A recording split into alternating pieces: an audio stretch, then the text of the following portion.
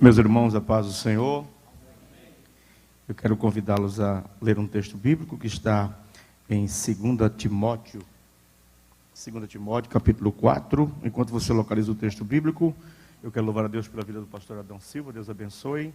A última vez que eu cumprimentei pessoalmente, faz aproximadamente 5 anos, foi no Congresso dos Gideões, né? Cumprimentei ele no meio da rua, me apresentei, eu sou o pastor Lucier. E ele disse amém, seja bem-vindo, Deus abençoe. Pastor Fábio Rezende, Deus abençoe. Eu associei mentalmente com Rezende no Rio de Janeiro, né? Para não esquecer nunca mais, né? Pastor Hélio, pastor Taranto, que é um amigo particular já de mesa, né? Ele é capitão ali, Deus abençoe a vida dele. E eu fico muito feliz quando eu posso me fazer acompanhar da minha esposa, né? Deus abençoe. Tem gente que fala assim, tá aí essa mulher que está me suportando. Eu acho isso diabólico. Isso é falso, né? Aqui está a mulher que está ajudando-me a caminhar e servir a Deus, e eu sou instrumento de bênção na vida dela. Até porque o primeiro púlpito, isso aqui é um púlpito provisório, o púlpito permanente é o lar. Se a gente é reprovado no lar, no púlpito público não tem serventia alguma. A gente tem que ver se os olhos dela estão brilhando enquanto a gente prega, né? E eu não ameacei ela antes de vir para cá, né? Eu falei assim, se você não der glória. Deus abençoe. Nós vamos dar continuidade à nossa proposta combatendo os males do liberalismo teológico. Quem achou o texto bíblico diz amém. Mas o Espírito, é o Espírito com letra maiúscula, está falando do Espírito Santo. O Espírito Santo expressamente diz que nos últimos tempos apostatarão alguns da fé, dando ouvidos a espíritos enganadores e a doutrina de demônios, pela hipocrisia de homens que falam mentiras, tendo cauterizado a sua própria consciência, proibindo o casamento e ordenando a abstinência dos manjares que Deus criou para os fiéis e para os que conhecem a verdade, a fim de usarem dele com ações de graças. Porque toda criatura de Deus é boa e não há nada que rejeitar, sendo recebido com ações de graças. Porque pela palavra de Deus e pela oração é santificada. Pode sentar-se. Eu preciso fazer um rápido resumo, uma sinopse, né? E eu tenho consciência que nós que vivemos no contexto histórico em que vivemos, chamado de pós-modernidade, as pessoas, por natureza, elas são dadas a resumos, né? Elas não gostam do enredo completo, da história comprida, elas são dadas a síntese. E eu preciso lembrar você que a nossa proposta de reflexão aqui é sobre o secularismo teológico. É um movimento, uma ação que tem uma conjuntura filosófica, ideológica e política, que começa lá pelos meados do século XVI, com o racionalismo, em que a razão é entronizada como instrumento último para verificar e interpretar qualquer documento, inclusive as Escrituras. E é a partir daí que se começa a pensar a Escritura apenas como uma literatura entre as demais. E eu disse na terça-feira passada que gosto muito de literatura russa, leio Dostoiévski, e para mim, uma das melhores definições de fé, que está muito próxima da Escritura, veio desse escritor russo. Ele disse, não é como crianças que digo hosanas. A minha fé é o resultado de uma fornalha de dúvidas aquecida 7 vezes ao longo da vida. Tudo que sobrou é legítimo e verdadeiro. Porque se o que nós chamamos de fé não resiste à vida, não é evangelho. São apenas opiniões pessoais e religiosas. Mas o evangelho, a vida não subjuga a fé verdadeira, nem a destrói. Do contrário, nós somos desafiados. E diferente de todas as tradições religiosas, o cristianismo é a primordial expressão de fé em que só funciona se a gente testar no chão da vida, no dia a dia da adversidade. Falamos também que todo aquele que casa-se com o espírito da sua época, logo fica viúvo. Portanto, estamos tratando de um modismo teológico. Todos são teólogos, porque todos leem a Bíblia. Todos são hermeneutas, porque tentam interpretá-la. Todos tentam, ao seu modo, dentro das suas limitações, inclusive eu das minhas, expor aquilo que entendeu. E um grande prejuízo é que não se trata apenas de fazer teologia e de fazer hermenêutica, mas com que qualidade estamos fazendo isso. E a expressão de Atos 17 e 18 está martelando na minha cabeça tem pelo menos umas 3 semanas. Parece pregador, parece, mas não é. Só é pregador se expor as Escrituras. A gente tem que ter consciência disso, né? Nós pontuamos alguns desdobramentos do liberalismo teológico, que é essa leitura científica da Escritura. Lembre-se, nunca se pode ler o maior a partir do menor. Se lê sempre o menor a partir do maior. E o maior é Deus que revelou a sua palavra. Qualquer filosofia, qualquer comportamento, qualquer teologia tem que ser lida a partir da revelação da Escritura. Quando alguém traz para mim uma nova teoria, uma nova proposta, olha, eu tenho uma alma antiga, eu gosto de ficar com o modelo antigo. A Escritura tem quase 5.000 anos. Eu prefiro ficar com os conselhos velhos da Escritura, que é como panela velha, faz comida boa, né? Mas eu quero continuar de onde eu havia parado. Por gentileza, eu quero continuar de onde eu havia parado na terça-feira passada.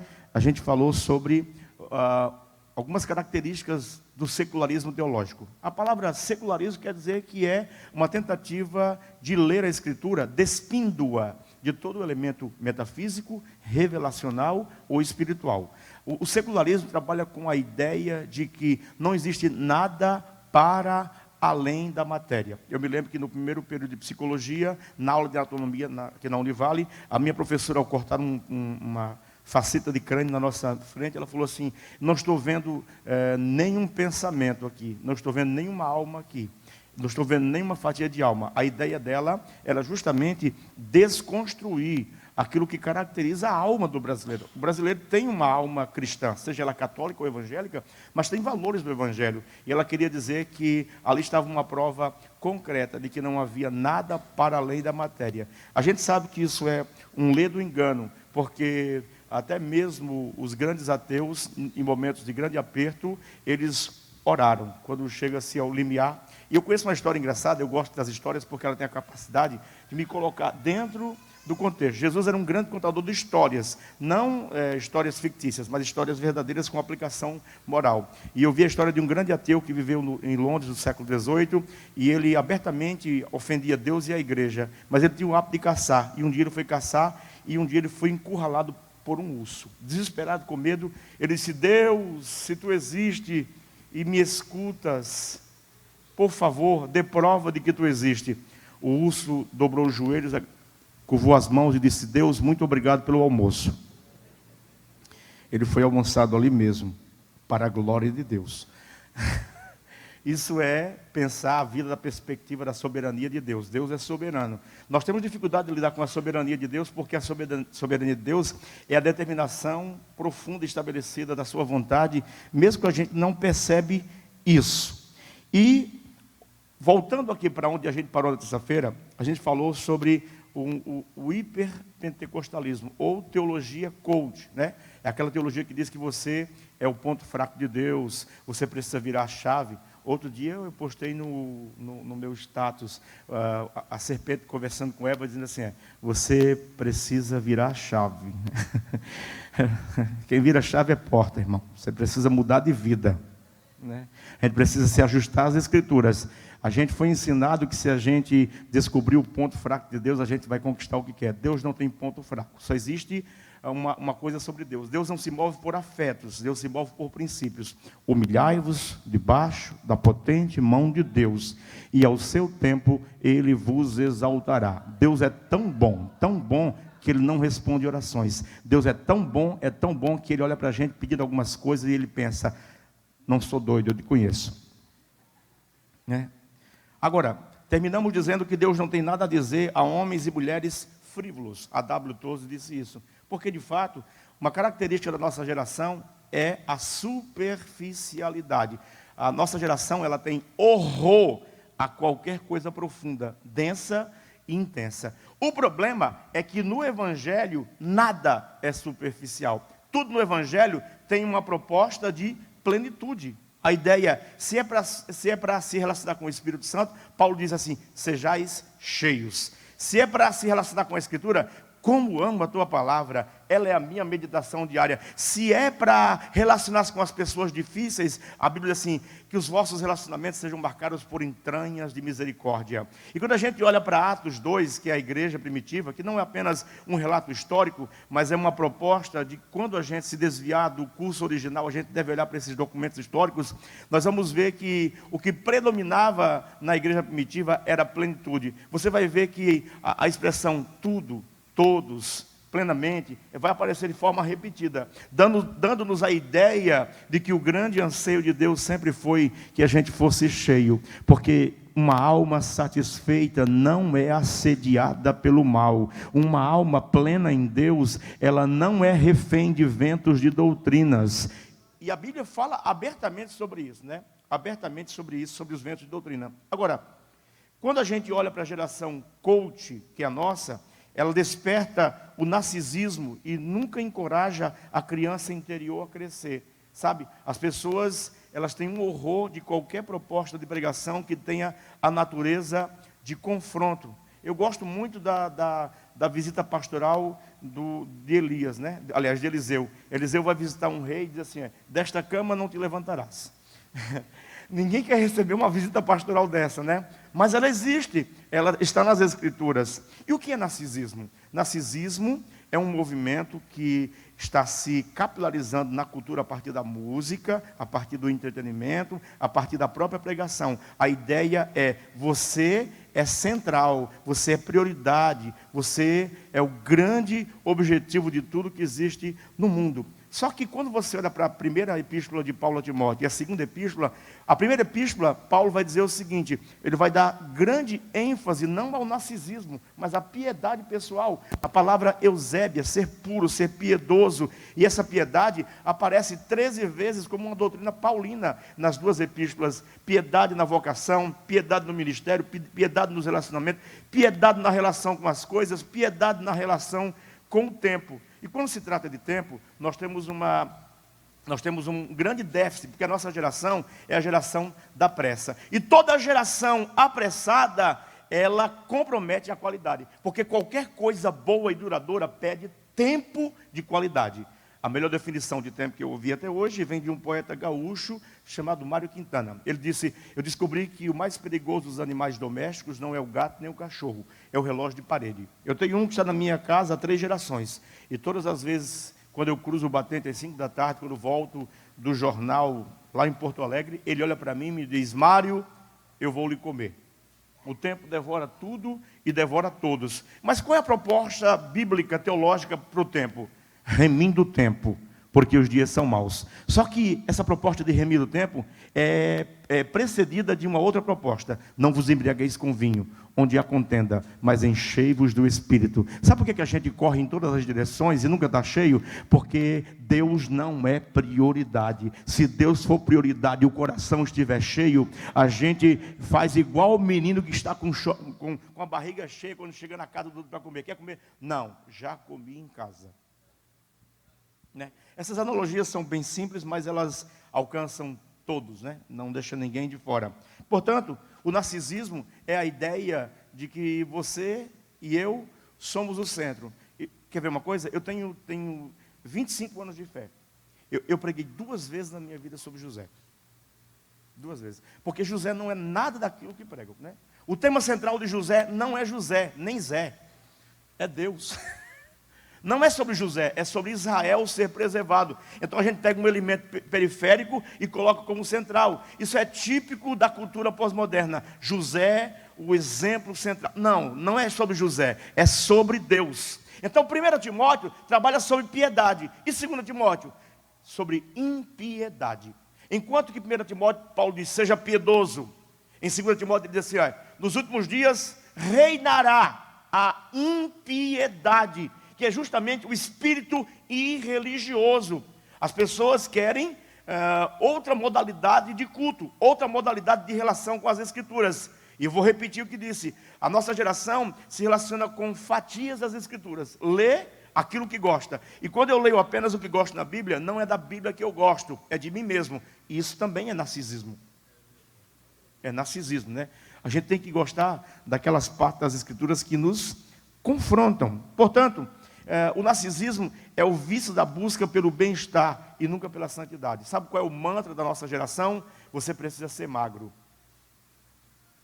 A conversa número 1 de homens no final de semana é, eu preciso começar um regime, segunda-feira. E a gente nunca começa, pelo menos nós, eu particularmente tenho uma grande dificuldade de pôr em prática isso. Eu sempre proponho, prometo, mas nunca, né? Porque a gente é fã daquele princípio bíblico, né? Os que confiam no Senhor engordarão. E eu acho que quem não gosta de comer está com defeito de fabricação. As pessoas até dizem que o melhor, por favor, eu espero que não tenha nenhum nutricionista aqui me ouvindo, né? Talvez tenha, né? A gente precisa ter a compreensão de que a nossa geração, portanto, ela é viciada em bem-estar. E quando eu falei aqui sobre alimentos, eu falei brincando, estou usando o bom humor, mas o texto que eu acabei de ler está falando sobre isso. O texto de Timóteo fala sobre a ação da cultura, inclusive nessa questão. Quer ver uma coisa?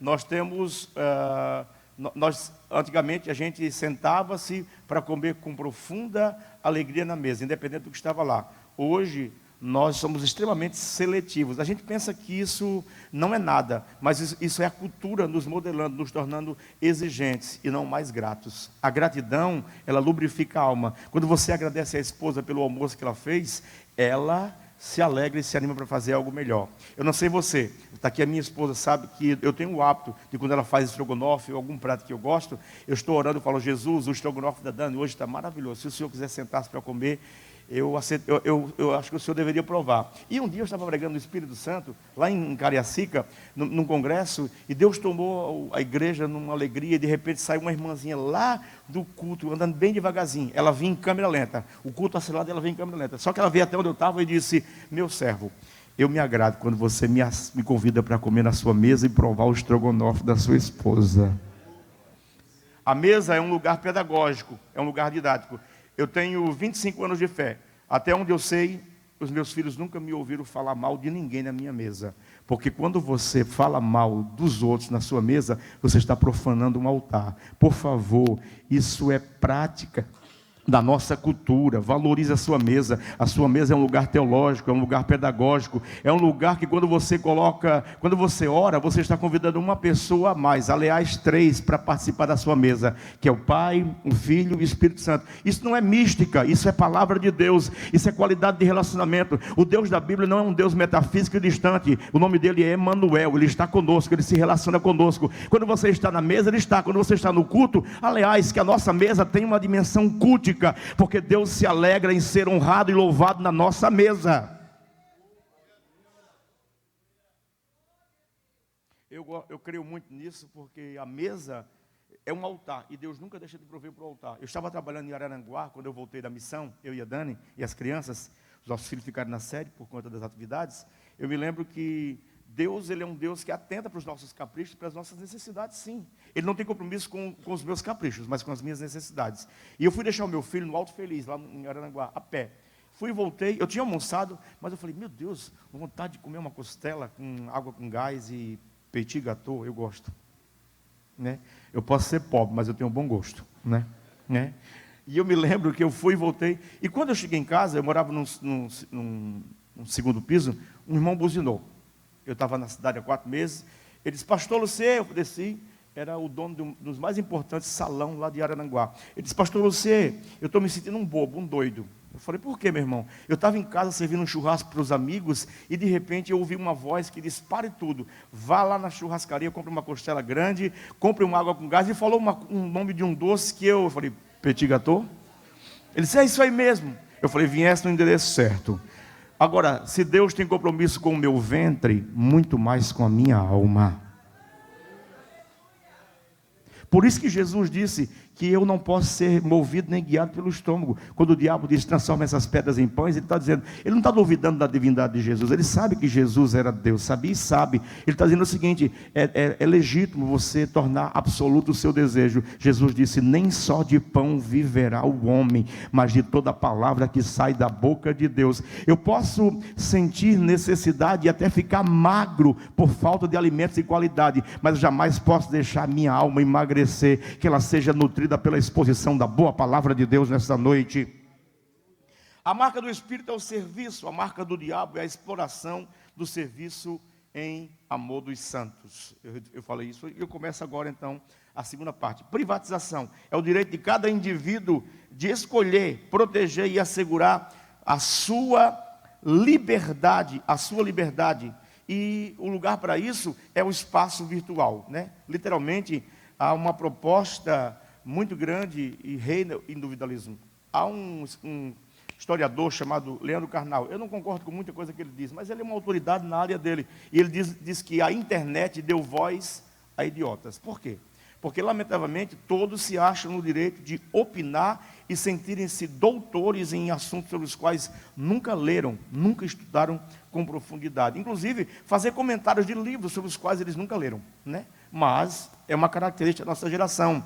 E se você tiver, para você ter uma ideia de como essa cultura ela vem invadindo a própria igreja, a ideia do culto ao corpo em substituto ao cuidado da alma. Eu estava pregando num congresso de jovens em Joinville, terminei, me levaram para um restaurante. E eu, preocupado com a saúde, eu vi a carne vindo na minha direção, eu falei, corta uma fatia bem magrinha. E o garçom falou assim, pastor, pode ficar tranquilo, essa vaca antes de morrer fez uma lipo.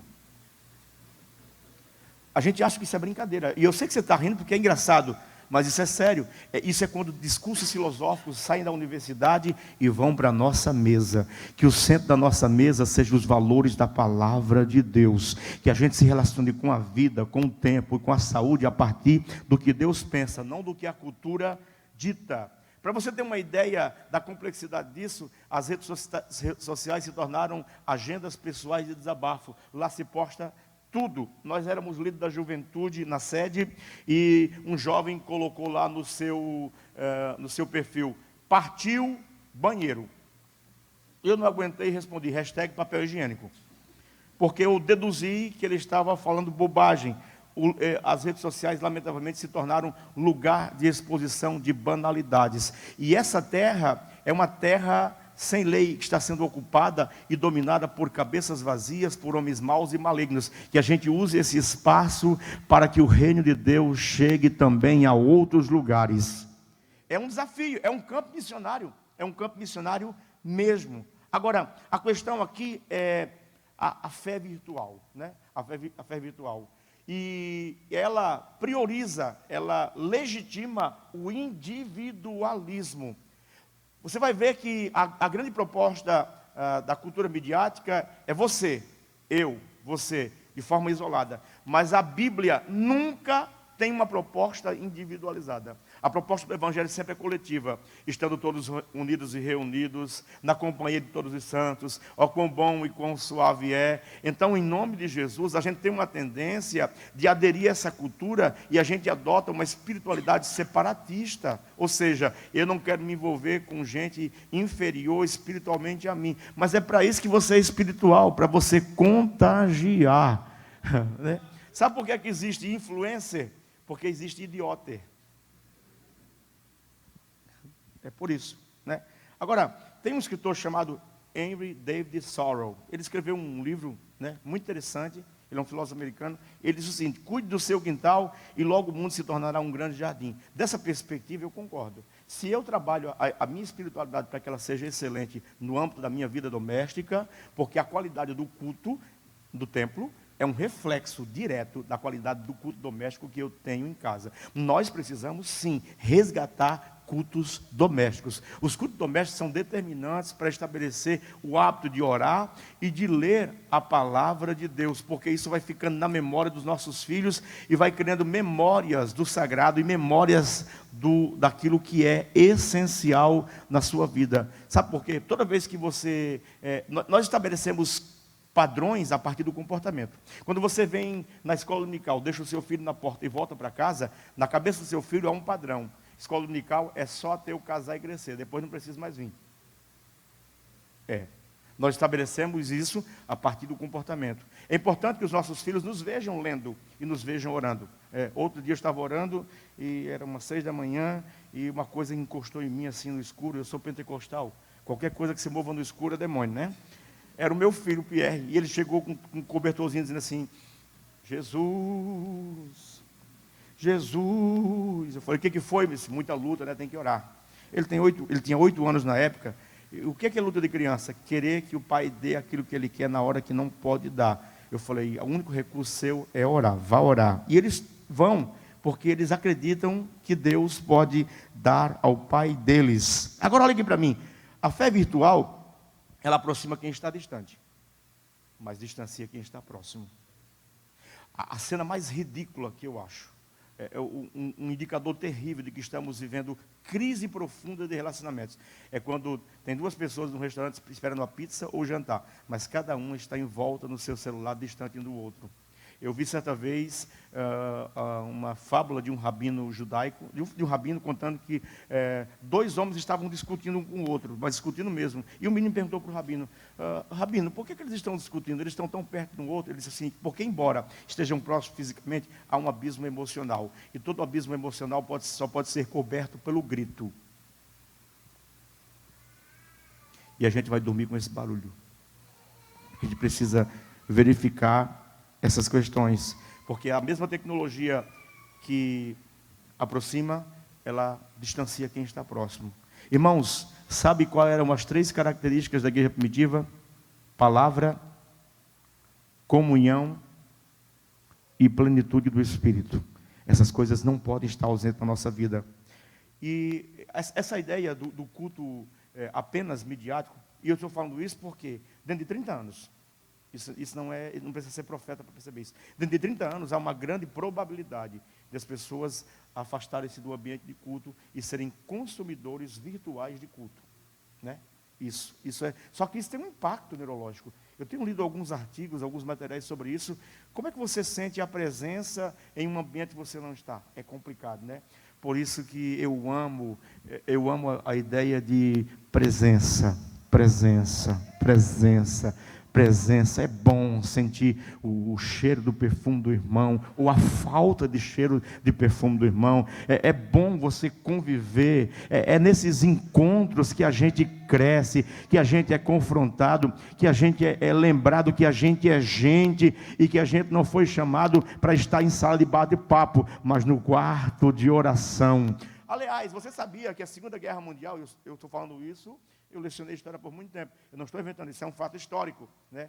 Quando Adolf Hitler, o Führer, ameaçou destruir, estava se aproximando da Inglaterra, ele mandou um recado claro de que a Inglaterra seria subjugada. E um pastor chamado C.S. Lewis, conhecido na literatura por Crônicas de Nárnia, ele foi para a BBC de Londres e disse, crentes da Inglaterra, entrem nos seus quartos, porque onde há portas fechadas, haverá um céu aberto. E Deus parou a fúria do Führer. Não foi definido com canhões, nem com armas de ponta. Foi definido no quarto de oração. A gente precisa revisitar o quarto de oração. A gente precisa voltar a orar. A gente precisa parar de falar sobre oração e orar.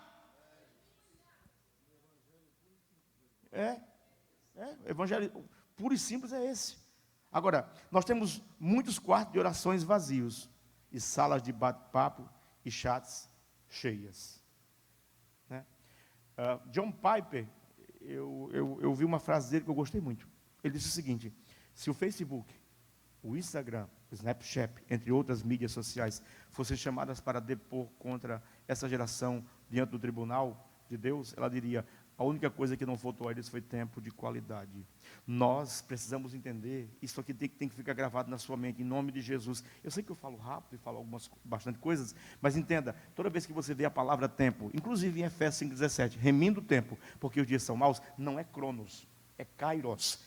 O Paulo está dizendo, Deus constantemente está suspendendo leis fixas do universo para interferir no curso da vida humana, para que você viva propósitos. Então quando Deus lhe chamar para fazer alguma coisa, não se negue a fazer isso, não faça mal feito, não faça de forma relaxada. Se é para se entregar, se entregue por inteiro a causa para a qual você foi chamado, e você experimentará plenitude na vida, alegria em fazê-lo. Porque é horrível fazer as coisas sem falta de vontade. É horrível, é horrível. E tem tempos que a vida fica assim. A gente parece que perde o gosto e o apetite pelas coisas. Quando isso me acontece, de tempos em tempos, existe o que é chamado de ressaca literária, ressaca teológica, ressaca intelectual. A gente às vezes quer sumir com os livros, mas eu quero que você acredite, irmãos. Você tem que ficar na direção que Deus te chamou. Como eu creio nisso? Eu estava pregando há uns 8 anos, eu erro datas, mas acho que uns 7 anos atrás aqui no São Vicente. E eu estava vivendo uma crise, uma ressaca literária e uma crise vocacional. Eu falei, eu passo horas estudando. E eu estava pensando antes de vir para cá. Eu passei quase 2 décadas em silêncio, sem falar em púlpito, sem pregar, só estudando. Até que Deus começou a abrir as portas para mim começar a pregar. E eu me lembro que numa dessas crises, eu falei, sabe uma coisa? Quando eu voltar, amanhã eu vou comprar álcool, eu vou queimar esses livros. Eu vou vender. Eu estou estudando direto, ninguém dá valor a isso, parece que ninguém gosta do que eu faço. Eu estou perdendo meu tempo. E quando eu ia pregar, pastor, uma moça me chamou e disse, o senhor me presta a sua Bíblia? Essa Bíblia aqui. E ela foi até o fundo e voltou com a minha Bíblia. Eu fiquei preocupado, levou a minha Bíblia. Eu prefiro que amassem o meu carro do que rasguem a minha Bíblia. Se você ama mais o seu carro do que a sua Bíblia, se converta. Isso é loucura. Isso é loucura. Nós temos uma... Aliás, a diferença entre o adulto e a criança é só o preço do brinquedo. A gente chora quando quebra o nosso brinquedo, mas também quando amassam o nosso brinquedo. Escute uma coisa, não é sobre coisas, é sobre pessoas. Deixe que as coisas se vão, mas que as pessoas permaneçam na sua vida. Nem que elas tragam prejuízo algumas vezes, né? E eu me lembro quando eu terminei de pregar, ela falou assim, pastor, eu sou médica. E eu vi que o senhor estava pregando e ficou claro para mim que o senhor gosta de estudar. E Deus falou comigo para me dar uma oferta. Aí dentro tem R$400. E Deus mandou dizer que é para comprar mais livros.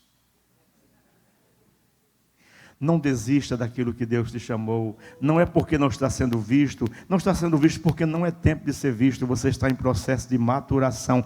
Coisa boa é quando Deus lhe esconde para lhe mostrar o tempo certo. Escute, cada vocação de Deus individual, ela é um preparo de Deus para um tempo. Quando Deus lhe colocar para fazer, ninguém vai fazer no seu lugar, é você mesmo. Então nesse tempo, curta a presença, se alimente da presença. Coma a palavra, deleite-se na comunhão do Senhor e ame esse momento de estar escondido. Ele faz parte da sua formação, faz parte da nossa. Agora, a grande proposta aqui é encontre Deus no seu mundo, no seu quarto e no seu cotidiano. Por quê? Muitas vezes a proposta da nossa cultura é a cultura do espetáculo, né? A cultura do espetáculo. Parece que Deus só está presente onde tem grandes espetáculos. Não, Deus está presente no cotidiano, Deus está presente nas coisas comuns da vida. A presença de Deus não é precedida por raios, relâmpagos e trovões. Isso é síndrome de Ana Raiz, é trovão. Isso é década de 70, quem assistia a novela é isso. Não, a presença de Deus é totalmente diferente. A presença de Deus, ela tem mais uma dimensão ética do que estética. É quando a voz de Deus diz ao seu coração, é gosto pervertido você viver a partir de valores pequenos e baixos, quando eu te chamei para viver a partir da ética do reino. Mundanismo não é quando o nosso guarda-roupa vai sendo mudado e a gente vai abandonando os costumes. Não. Sabe o que é mundanismo? É quando eu começo a me relacionar com a vida a partir de valores pagãos. Porque o problema da nossa geração, e eu noto isso, né? Tem muita gente com um guarda-roupa evangélico, mas com a mente pagã. O que é uma mente pagã? Você vale o que você tem. Isso é paganismo. Se eu valo o que eu tenho, então deixa eu lhe dizer o que é que eu tenho. Temos esse tesouro em vasos de barro, para que a excelência da glória seja dele, não nossa. Lembre-se, quando você olhar para qualquer pessoa, ela carrega ouro na alma, ela carrega a presença do Espírito Santo. Uma outra característica da nossa geração é a fragmentação. Quer ver uma coisa? A internet, ela quebrou a noção de espaço e tempo. Taranto está lá no Rio de Janeiro, comendo um camarão pistola, e ele posta. E eu estou lá comendo um charuto, eu falei assim, Deus gosta mais do Adão do que de mim. Deus gosta mais do Taranto do que de mim. Está comendo lá mas não é. Isso pode ter sido, ele pode ter comido esse camarão há 5 meses atrás. Ele resolveu postar agora. Você está invejando o que não existe mais. A gente pensa que isso é sutil, mas isso vai adoecendo a nossa alma. A gente passa a medir felicidade a partir do que os outros têm, do que os outros vestem. E Paulo diz, se você tem o que comer, o que vestir, esteja com isso satisfeito. A satisfação é um mandamento do reino de Deus. A gratidão, ela previne a minha alma contra todo tipo de loucura dessa geração. Eu não sei você, eu amo boa comida de qualidade, eu amo boa comida, mas eu sei que dá para fazer boa comida com pouco dinheiro. Não é, eu e a minha esposa, nós temos uma filosofia pessoal, que a gente tem uma filosofia, não é preciso ter muito para ser feliz. Quanto mais simples for a sua vida, mais alegria você experimenta. Experimenta mesmo. Irmãos, é complicado, até ser famoso é complicado, você se torna inacessível, difícil acesso. Jesus era famoso, mas era extremamente acessível. Tem pessoas que para a gente falar com elas, misericórdia, tem que pagar para atravessadores chegar até elas, né? Seja acessível, você é crente. Agora, é a condição de desintegração das referências, é a situação do homem sem raízes. Nós temos um fenômeno chamado de trânsito religioso. As pessoas, elas estão perdendo vínculos institucionais. Elas não querem mais congregar, não querem mais estar sobre nenhum tipo de autoridade. Daqui a pouquinho eu já aprofundo essa questão para que você entenda melhor. Isso produz o quê? Orfandade comunitária. A privacidade transforma o ser em único arbítrio de nós mesmos. Ou seja, eu estou no culto, mas eu só escuto aquilo que eu gosto, aquilo que eu aprecio. E a mídia dá esse leque. Tem pessoas que deixaram de vir no ambiente de culto porque ela tem uma série de pregadores de mensagens que ela escuta, porque ela só gosta de ouvir aquilo. E isso é influência da nossa cultura. Isso produz igrejas cheias de gente vazia. Isso produz cultos solitários. Isso produz estranhamento no ambiente comum. Você já eu não sei você, mas tem lugares que eu vou pregar, pastor, que eu me lembro de uma frase do Renato Russo: festa estranha com gente esquisita, eu não estou legal. Você se sente estranho, parece que a impressão que tem é que aquele lugar as pessoas se satisfazem, elas estão satisfeitas com elas mesmas, elas querem que você execute o seu serviço religioso pelo qual você foi contratado e bem pago, para você vai embora e a gente continua a vida por aqui. Elas não querem desenvolver novos níveis de relacionamento. Escute, eu conheço pastores que dizem assim: não, eu não quero que haja muitas conversões, porque isso dá trabalho. Eu já escutei coisas como essa em gabinetes. Eu quero que Deus traga muita gente para a igreja, né? Eu quero que Deus encha a sua igreja de pecadores, porque onde há pecadores tem espaço para a ação da graça, para a ação da graça, para a ação da graça de Deus. Agora, isso produz a incerteza de pertencimento ao corpo de Cristo. Você já teve a sensação, ou você começa a perceber isso, que as pessoas elas não se sentem como pertencendo a lugar nenhum? Isso é um fenômeno cultural. As pessoas elas não sentem-se ligadas a nada, ligadas a lugar nenhum. Esse sentimento ele deve existir em mim enquanto crente, porque a característica número 1 de que você é crente e continua sendo crente é essa sensação de peregrino. Eu já morei em muitos lugares, já morei em muitas casas. Eu não me sinto em casa em lugar nenhum, mas eu me sinto em casa na comunhão dos irmãos. Esse sentimento de peregrino deve existir em mim, né?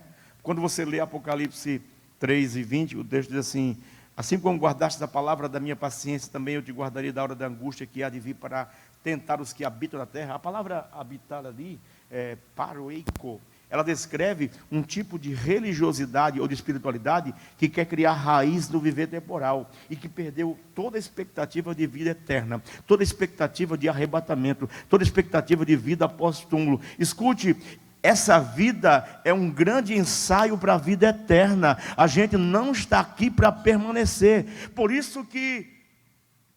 Veio umas coisas na cabeça para falar, né? A gente tem que falar, né? Por isso que você não pode confundir o que você é com o que você faz. Lembre-se de Esté e Radassa. Esté é o que ela fazia. Radassa é o que ela era. Se você não sabe, na história, Vasti volta a assumir o posto que era de Esté. E Esté está bem com isso, porque ela não é definida por aquela função. Ela é definida pela sua comunhão com Deus. Agora, é importante que isso produz também... o vazio, asfixia e morte. E quem pensa sozinho sobre Deus, cria deuses. Sim, tem gente cultuando não o Deus da Bíblia, mas uma caricatura construída a partir da sua mente.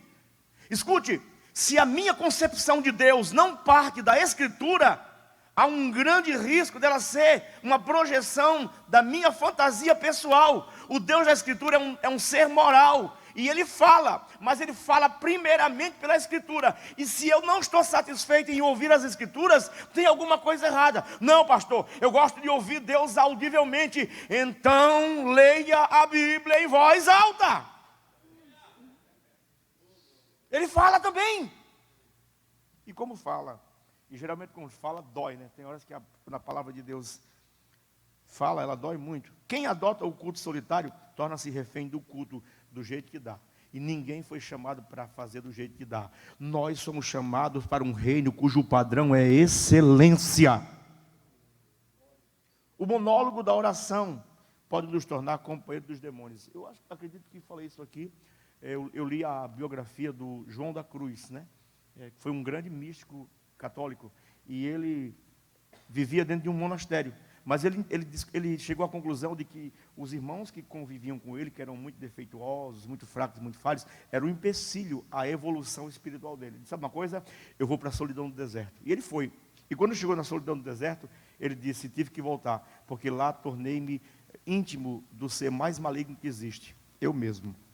Foi lá que experimentei as tentações mais absurdas. E para não tornar-me íntimo do diabo, voltei para a companhia dos imperfeitos. Não existe perfeição desse lado do céu. O pastor Adão está fazendo um trabalho maravilhoso aqui. Mas suponhamos que um pastor está querendo ir para cá, como novo presidente. Eu vou ler o currículo dele, tá? Ex-presidiário. Nunca ficou numa mesma igreja mais que 2 anos. Brigão. Temperamental. Estado civil indefinido. Casado, viúvo, solteiro, não se sabe. Você aceitaria essa pessoa como pastor? Não. Mas esse é o currículo de Paulo.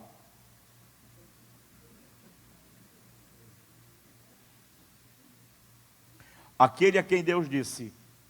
Ele disse: Senhor, tira esse espinho. Esse problema não é espinho, Paulo. É graça. Você precisa de mais graça. Receba mais graça. O espinho vai permanecer.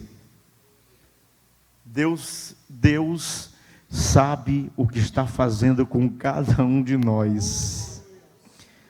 Você pensa que Deus não sabe administrar até mesmo a quantidade de dor que cada um sente? Sim, isso tem a ver com a sua vocação. Eu me lembro que quando o meu avô, com 93 anos, quebrou o fêmur, ele passava o dia todo dormindo e à noite ele gritava: Lucier! Lucier! Depois de 6 meses eu comecei a dizer: Deus, o que eu fiz? Eu tirei pedra na cruz? E Deus falou assim: não, fique quieto, para onde você vai, você precisa disso. 6 meses depois eu vim morar em Camboriú, vim de moto, uma 125, dizia que o Espírito de Che Guevara estava sobre mim, porque eu saí do marxismo. Não, estava debaixo da voz de Deus, e eu lhe asseguro, quem ouve a voz de Deus prospera. Quem ouve a voz de Deus não chegaria sozinho. Só que eu me tornei enfermeiro do prefeito de Camboriú. Ele tinha uma bala alojada na coluna. E ele dormia o dia todo, e à noite: Lucier! Lucier! Não reclame, Deus sabe exatamente para o que está ali preparando. Pastor, isso aí é uma experiência pessoal? Não, isso é o modus operandi de Deus. Deus primeiro me desconstrói, para depois manifestar-se em mim, através de mim, para a sua glória. Nós temos um outro fenômeno que é a globalização, ou espiritualidade integrada. Cultuar passou a ser sinônimo de estar conectado. Né? Quer ver uma coisa? Você pensa como é complexo, né? Nós temos muitos adolescentes na igreja, muitos. Alguns deles nunca viram de perto uma ovelha. Leia o Salmo 23 para eles: o Senhor é meu pastor e nada me faltará. É um salmo de ovelhas, é ou não é? Para eles se entenderem, você tem que ler assim: o Senhor é meu provedor de banda larga e não me faltará conexão. Porque para eles inferno é qualquer lugar que não tem zona de Wi-Fi. O mundo que eles viveram, que eles cresceram, é outro. Eles são a geração dos polegares. Para eles, a ideia é estar conectado. Só que essas conexões nem sempre produzem profundidade, produzem um contato com o Espírito. A gente não percebe, mas a influência da cultura é muito grande. E não tem como negar essa cultura digital. Nós precisamos redimi-la a partir dos padrões teológicos da palavra de Deus. Nós precisamos teologizar sobre mídia. Nós precisamos teologizar sobre pregação. Nós precisamos teologizar sobre dons contemporâneos. Nós precisamos teologizar sobre aquilo que a cultura está oferecendo para nós como ferramentas. Elas são bem-vindas, mas desde que estejam debaixo do escrutínio da palavra de Deus. Do contrário, é destrutivo. Do contrário, é nocivo. Agora, quando eu olho para essa questão da fé globalizada, eu tenho que entender o seguinte: perceba que o secularismo teológico, ele é uma erosão silenciosa que pretende chegar exatamente ao lugar que lhe interessa. E qual é? O esfacelamento da autoridade das Escrituras. Isso chegou? Chegou. É comum eu ir pregar em lugares e as pessoas dizem assim, repetir coisas como aquela que o Ed René Kiewit falou. A Bíblia precisa ser atualizada. Eu acho que ele precisa se atualizar. A Bíblia é mais atual do que o Jornal de Amanhã, já dizia Charles Rod Spurgeon. Quando Carlos Drummond de Andrade se propôs a demonstrar os erros das Escrituras, ele disse que ao final desse processo, ele disse, sim, encontrei erros em mim, não na Escritura.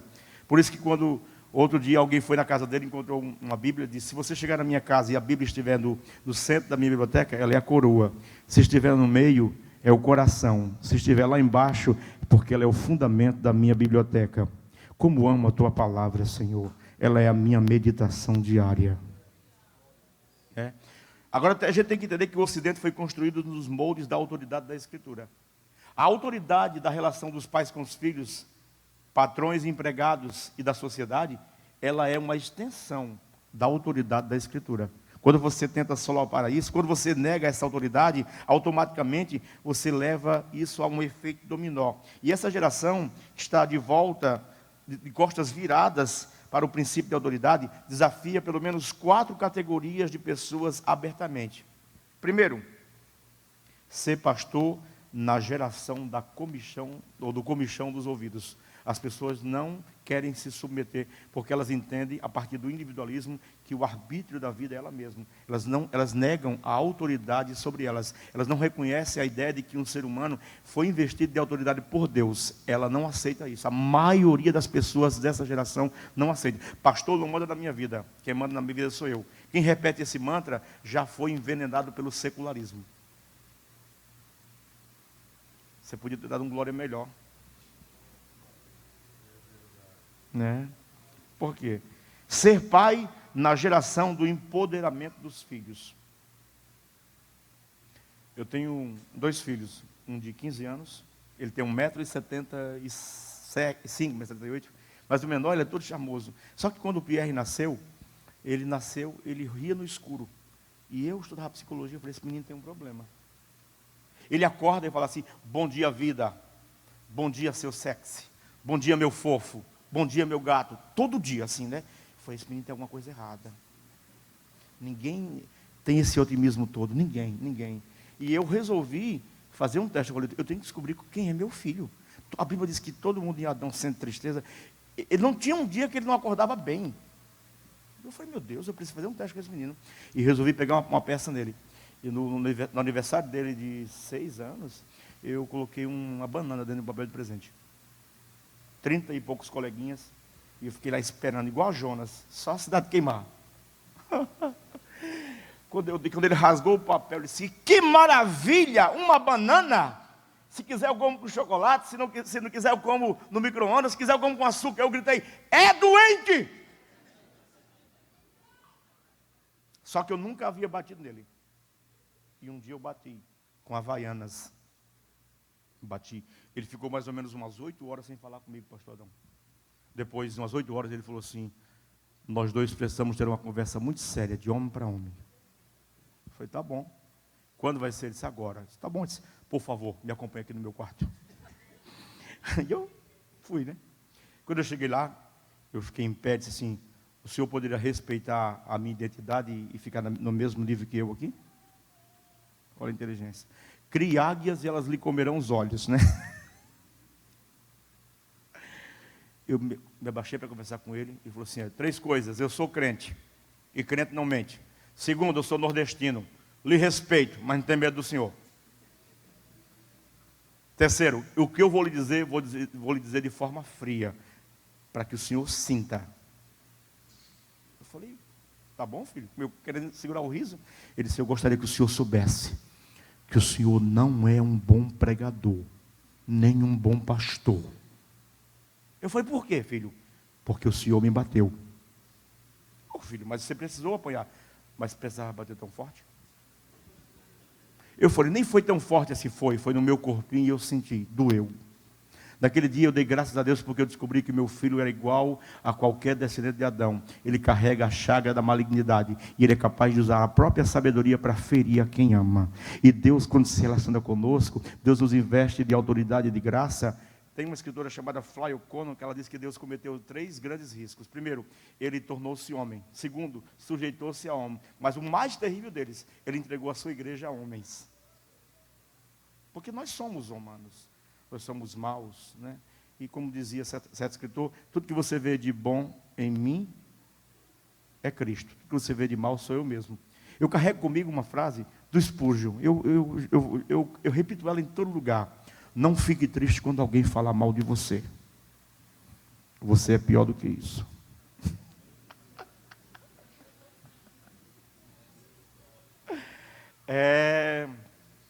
Você está pensando que a graça resgatou coisa boa? Não, a graça resgatou a escória. Nós somos o espetáculo da graça. A graça é a prova viva de que a lei condena o melhor dos homens, mas a graça absolve e melhora o pior dos pecadores.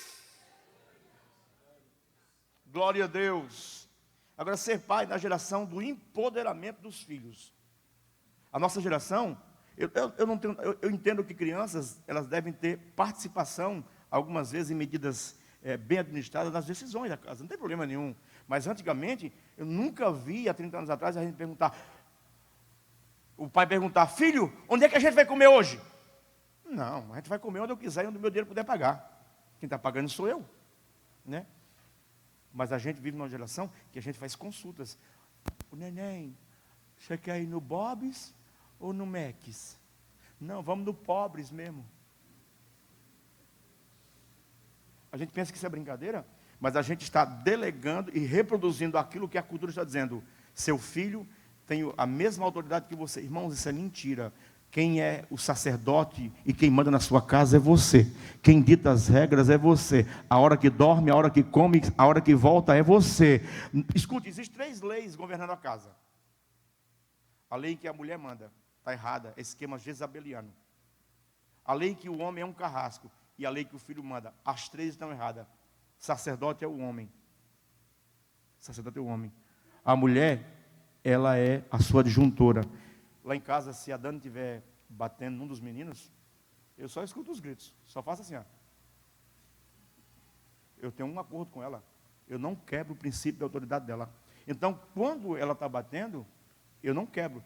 Ele já sabe que não tem como recorrer, porque o filho, ele é muito inteligente. Ele procura o elo mais fraco, para explorar. Não. Se eu for para papai e mamãe, ó, o que sua mãe falou? Ah, então já está falado. O que seu pai falou? Está falado. Quando você deixa princípios muito claros, você não cria crise de identidade dos seus filhos. O problema é que a cultura narcisista diz que eles são pequenos príncipes, são pequenos reis. Sabe, nossos filhos são especiais porque são templo e morada do Espírito, e a gente deve orar por eles. Mas a gente tem que saber o lugar deles na vida. Olha aqui para mim. Eu estava voltando de um congresso no Rio de Janeiro, e não foi uma viagem muito feliz. Foi cansativa. Eu voltei, com a alma ferida. Eu falei, Deus, eu acho que eu não fui chamado para pregar. Que isso, Deus? E eu cheguei em casa, olhei para os meus filhos, falei, quanto tempo eu passo às vezes fora de casa? Peguei o Thomas na perna direita, o Pierre na perna esquerda, e chorando eu orei, Deus, o Senhor me chamou para uma vocação, e de uma perspectiva humana, eu não tenho possibilidade de dar a eles o destino que eu queria, mas eu declaro no teu nome, como sacerdote dessa casa, que o meu filho, o Thomas, será isso em tal área, e o Pierre será isso em tal área. Passaram-se 6 meses, eu estava pregando num congresso, Deus levantou uma irmã, daquelas que anda bem devagarzinho, foi até onde eu estava e disse no meu ouvido, meu filho, eu vi quando tu chegou cansado do Rio de Janeiro naquele dia, e tu colocou o Thomas na perna direita, e o Pierre na perna esquerda, e tu declarou que ele seria isso em tal área, e esse seria isso em tal área. assim será. Escute, seus filhos são como flechas na sua aljava, mas para que eles cheguem a lugares, eles precisam que alguém venha esticá-los e dar direção para eles. Pastor, como é que eu faço isso? Por favor, não se renda ao secularismo, não negue dentro da sua casa a autoridade da Escritura, mesmo quando a Escritura lhe contraria, ela é palavra de Deus, ela é norma para a vida, é norma para a fé, é norma de conduta, é norma de proceder, é norma de caráter.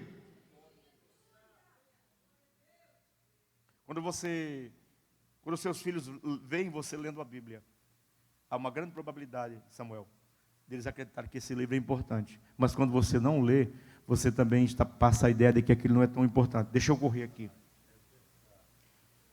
Agora, nós carecemos de reintegração de posse afetiva nos lares.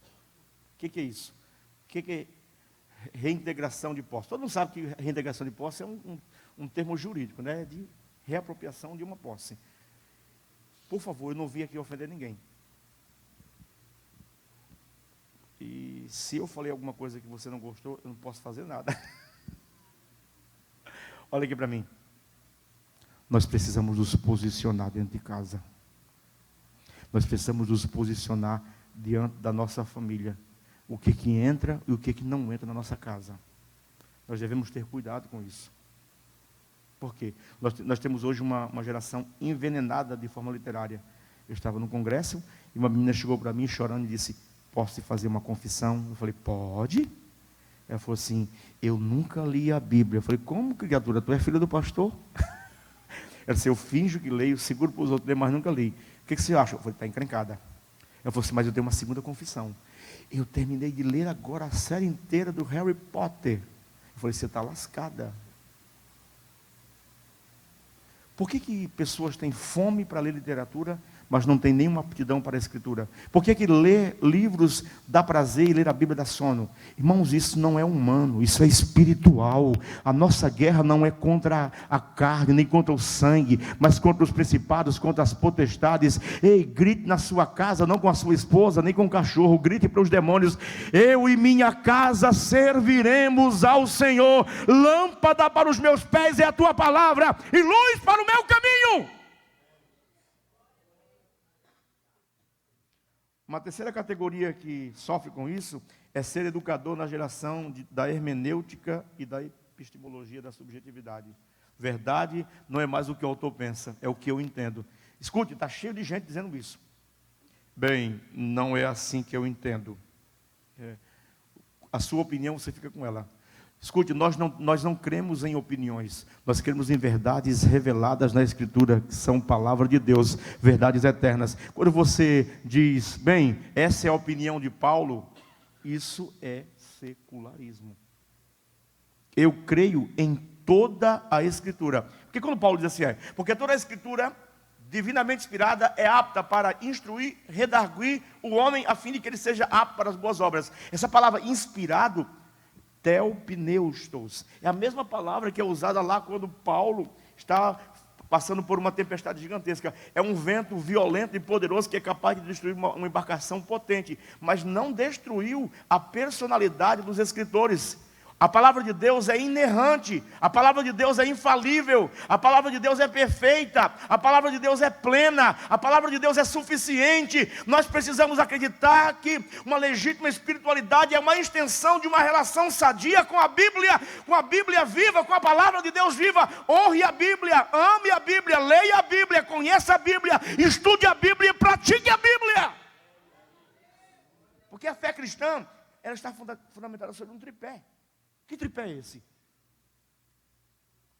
Ortodoxia, crença correta. Ortopatia, sentir correto. E ortopraxia. Se você inverter a ordem, cria um caos. Primeiro compreenda, porque como você compreende, você sente correto. Quando você sente, você pratica. Quer ver uma coisa? Tem pessoas que diante da situação de adversidade de algum irmão ou de uma irmã falam assim: não estou sentindo de ajudar. Miserável, não tem que sentir. Comunicai com os santos nas vossas necessidades. Quem já leu isso? Quem já leu isso, irmãos? Mas no texto grego, a gente lê esse texto dizendo assim: Você que está com um aperto aí, procura os irmãos que estão abastados, não é? Não, o conselho de Paulo é o contrário. Paulo está falando o contrário do texto bíblico. Você que tem, lembre-se que Deus não te deu para que você faça fortuna. Deus te deu para ser instrumento da bondade e da providência dEle. Tá? Pode ficar tranquilo que eu não trouxe nenhum material para vender. Nenhum. Trouxe só a palavra de Deus para você. Por quê? Porque a autoridade não é mais o escrito sagrado, mas o leitor.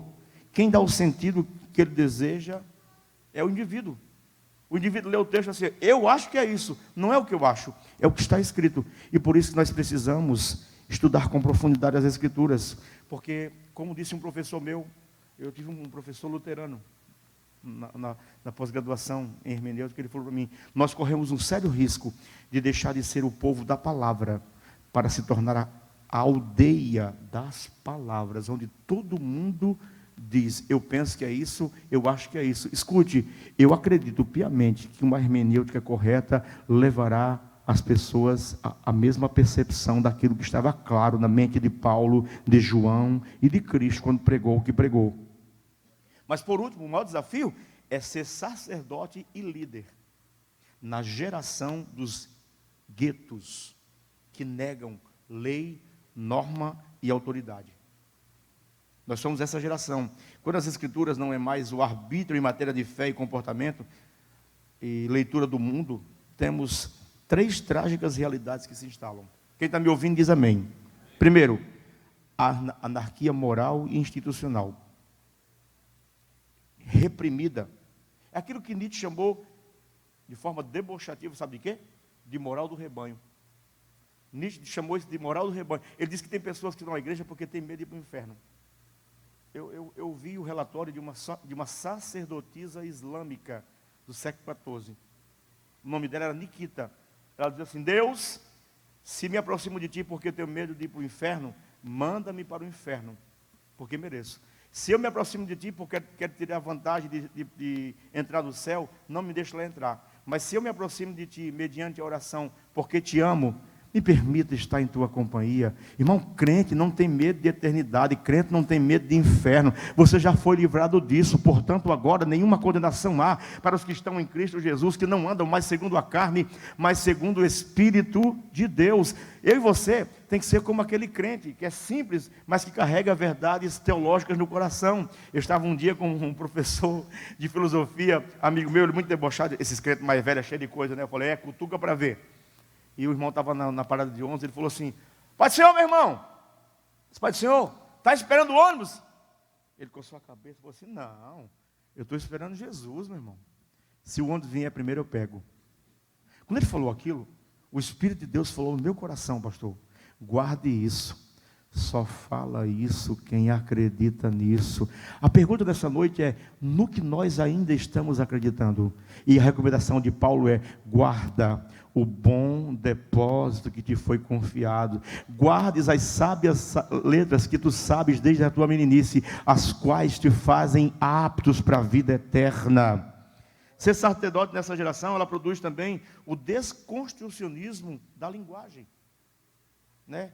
Agora, Apocalipse 22:15, ficarão de fora todos, né? Todos e todes, como queiram. Se querem todos, ficarão todos também, mas ficarão, porque o que determina o destino da alma é a conduta, o uso que se faz desse corpo. Meu corpo, minha regra, não. Meu corpo é templo e morada do Espírito. Eu não sou escravo das paixões, nem sou refém da minha química, da minha biologia, não. Ela está sob os domínios de um xerife maravilhoso chamado Espírito Santo da Graça, que me ajuda a lidar com as questões hormonais, psicológicas e com as inquietações da alma, dizendo, lançando sobre ele toda a vossa ansiedade, porque Ele tem cuidado de vós.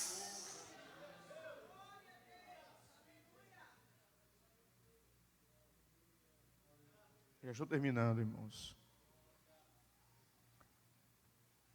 Todas as esferas da vida, elas vão sendo gradativamente tocadas pelos tentáculos do secularismo.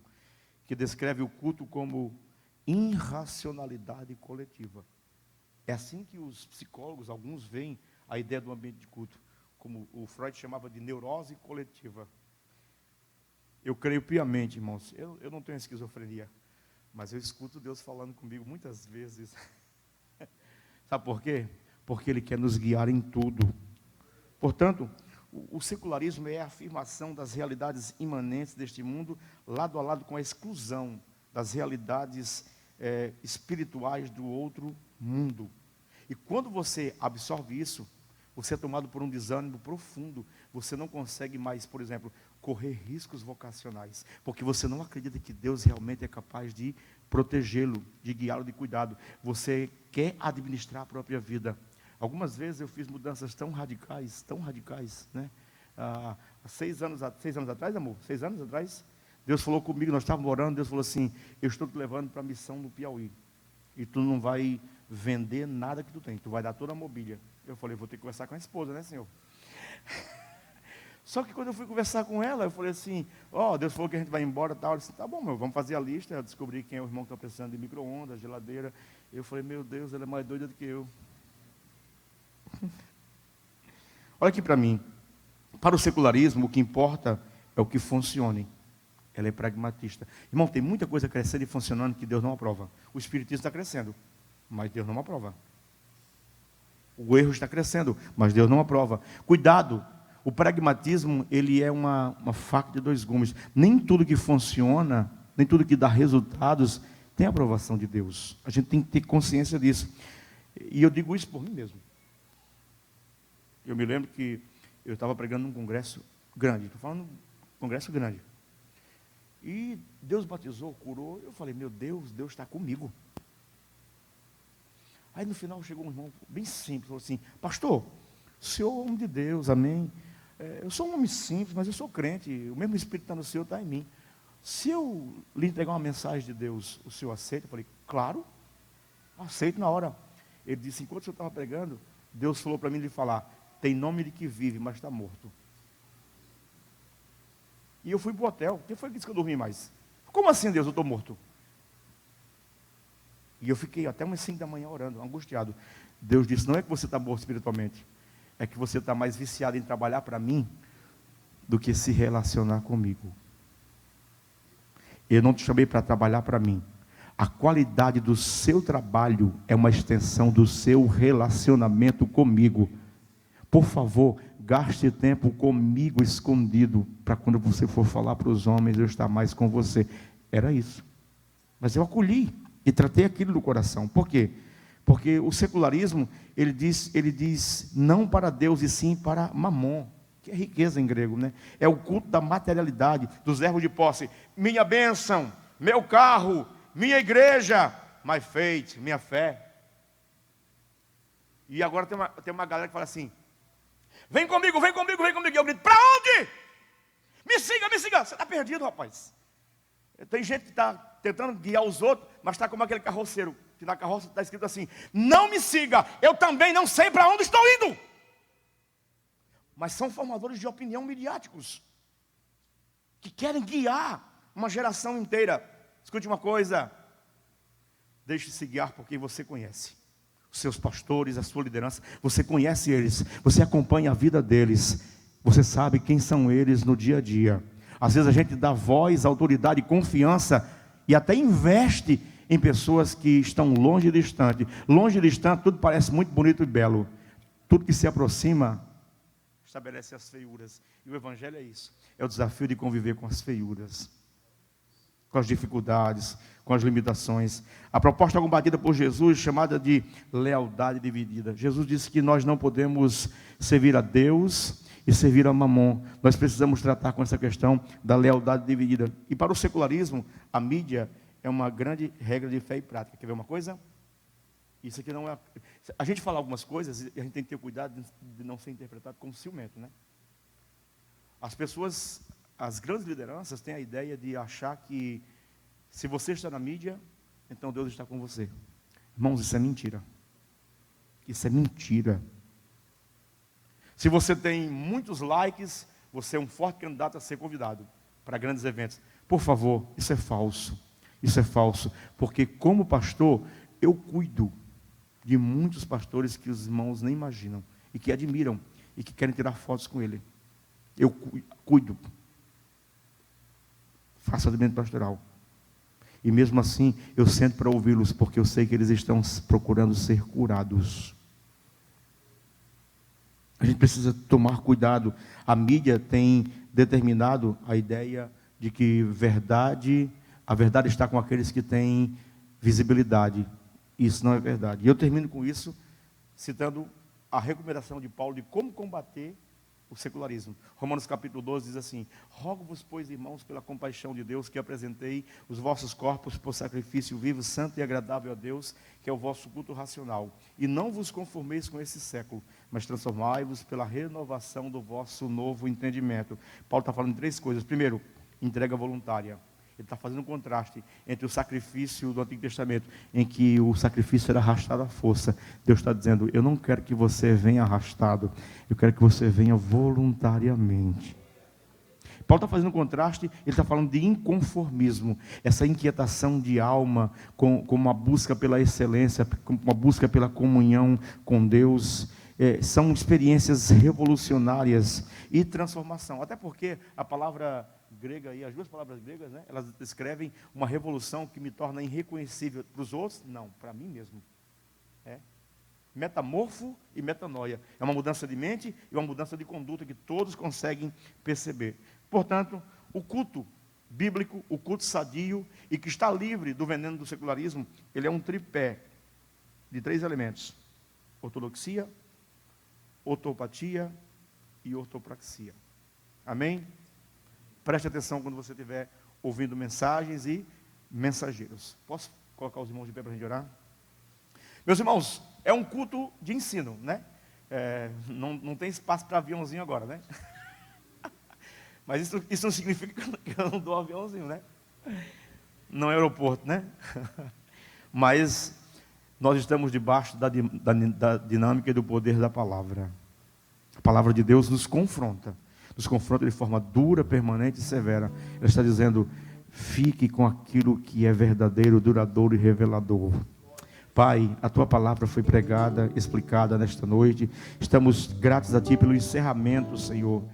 Alguns apontamentos sobre o secularismo teológico e como ele é sutil, sorrateiro, meu Deus, e como ele é capaz de forma silenciosa, minar a nossa fé, destruir a nossa comunhão, a nossa conduta. Ó Deus, ó Deus, ó Deus, em nome de Jesus, a nós que estamos aqui, que somos ministros do Evangelho, que fique como regra para a vida, procure apresentar-te a Deus, aprovado como obreiro que sabe manusear a palavra da verdade, que haja em nós temor a ela, zelo por ela, e que possamos, Senhor, seguir a prescrição da Tua palavra. Antes, santificai a Cristo no vosso coração, estando, pois, preparados para responder com mansidão aqueles que perguntam acerca da razão da esperança que há em vós. Senhor, eu termino a minha palavra dizendo: e não entristeçais o Espírito Santo, com o qual vocês foram selados para o dia de Cristo. Eu declaro sobre a tua vida paz, prosperidade e longevidade. Quem crê diz amém. Obrigado por esse espaço precioso. Que o Senhor lhe recompense e recompense seus companheiros, tá bom?